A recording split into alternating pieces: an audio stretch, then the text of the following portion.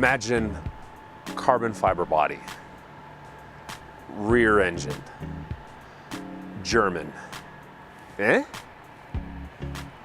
It's the BMW i3. And you probably saw with the description below what was gonna happen, so yeah, I get it. But BMW's electric car is more than just a car, it's a concept, and that's what makes it so interesting.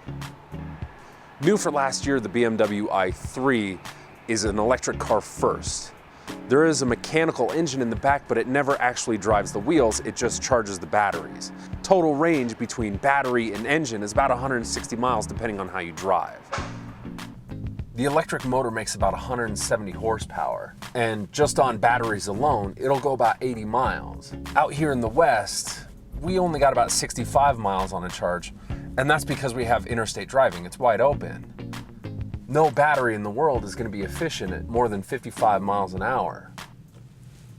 And as a matter of fact, one of the i3's driving modes, Eco Pro Plus, limits your top speed to 56 miles an hour and doesn't give you any AC to conserve batteries. BMW says that saves about 12% over the Eco Pro mode. And the Eco Pro mode saves about 12% over Comfort. And here's a shock, there's no sport button. The car weighs 3,000 pounds with most of the weight in the rear, which is an added plus. The steering is sharp and quick, but on the interstate it can be a little nervous and a little heavy on the front end.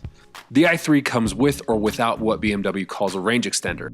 That's a 34 horsepower, 2-cylinder engine in the back that adds 70 miles to the total range, bumping it up to 160 miles. The car is mostly carbon fiber and aluminum with wood, well, right here. That's meant to save weight wherever possible. The skinny tires, which are actually thinner than the ones on a 1970s BMW, also help extend the range. Oh yeah, and it drives completely different than anything else on the road.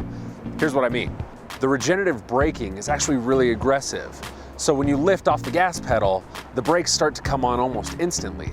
And it's a disjarring experience for somebody who is just stepping into the car for the first time. Picture driving a golf cart, if that makes sense. You have to constantly be on the gas to even roll forward. The minute you let off the gas, the car starts to brake itself to try and charge back up. Now, I can drive pretty much around town all the way, not using the brake, and it's a different experience.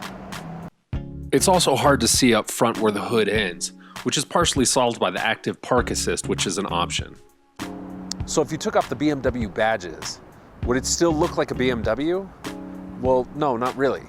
Which is why they accentuated the kidney grills and put the big 20-inch wheels and the cheese board dash to make it look like a BMW, make it look like a luxury car.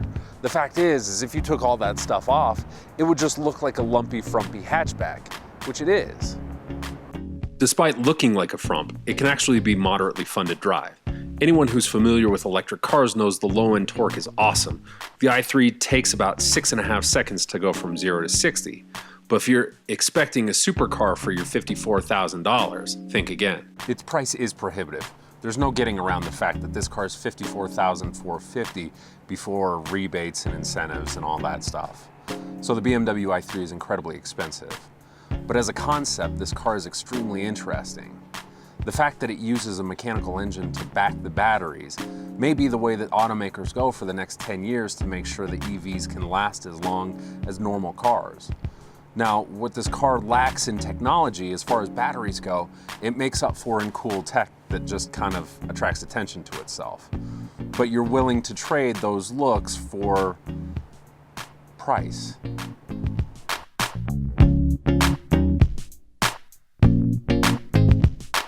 I've been driving BMW before I was being paid to drive BMW.